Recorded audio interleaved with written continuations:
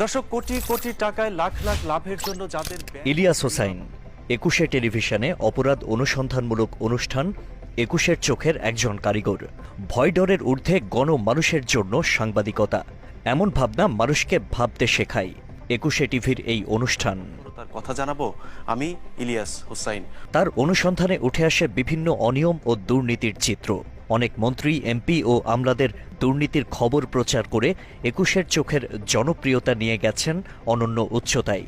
রাজনৈতিক ব্যক্তি, প্রশাসনের কর্মকর্তা কিংবা ধর্ম ব্যবসায়ী, সবার অপকর্ম একুশের চোখে তুলে ধরেন তিনি। অনুসন্ধানে পাওয়া বিষয়টা ক্যামেরাতে বন্দি রাখবার ইচ্ছে ছিল, কিন্তু দুর্নীতিবাজদের মুখোশ উন্মোচন করায় তাকে দেশ ত্যাগ করতে হয়। একুশে টেলিভিশন দখল করে নেয় সরকার দলীয় সন্ত্রাসরা। 5 অগাস্ট শেখ হাসিনা পলায়নের পর টেলিভিশনটির মালিকানা ফিরে পান CEO Abdus Salam. Remarkable day, এটা শুধু ইটিভির জন্য না, দেশের জন্য।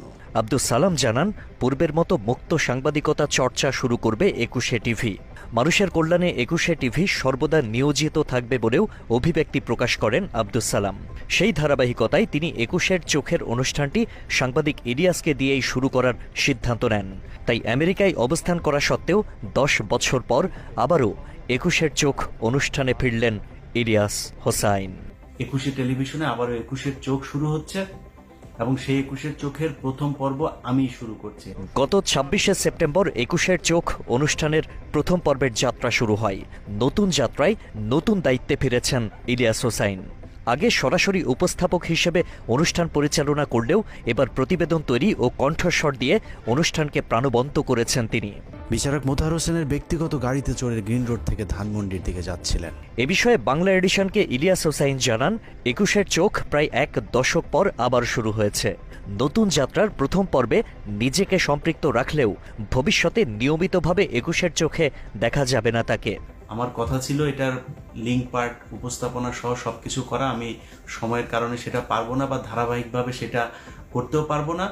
আমি চেয়ারম্যান স্যারকে বলেছি যে আমি মাঝে মধ্যে যখন সময় পাবো তখন আমি একুশের চোখ রিপোর্টগুলো, অনুসন্ধানগুলো আমি করব। 2015 সালে বিএনপির ভারপ্রাপ্ত চেয়ারম্যান তারেক রহমানের একটি বক্তব্য প্রচারের জেরে একুশে টিভির চেয়ারম্যান ও সিইও আব্দুস সালাম এবং ইলিয়াস হোসাইন সহ আরও কয়েকজনের বিরুদ্ধে পর্নোগ্রাফি আইনে মন গড়া মামলা দেয় আওয়ামী লীগ সরকার। আওয়ামী লীগের লোকজন আনন্দ মিছিল করবার জন্য আগে আশিক আহমেদ, বাংলা এডিশন। কল্পনাও করতে পারেনি কিছুক্ষণ পর আদালত প্রাঙ্গণে আসলে কি ঘটতে যাচ্ছে।